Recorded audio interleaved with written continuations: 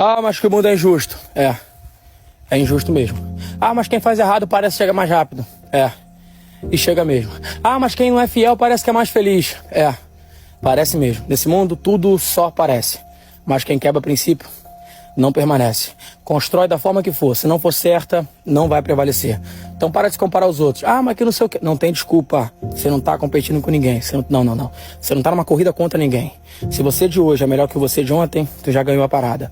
Ah, vai reclamar? Vai ficar perdendo tempo murando, colocando pra fora a palavra negativa? Então nem entra nessa conversa. Porque aqui, só pra galera que quer se tornar melhor.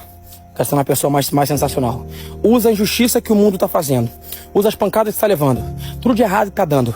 Usa isso. Transforma energia boa. E faz alguma coisa que vai ocupar a tua mente pra você evoluir.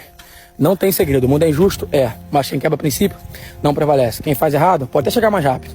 Mas um dia a casa cai. Faz certo. Sempre dá certo.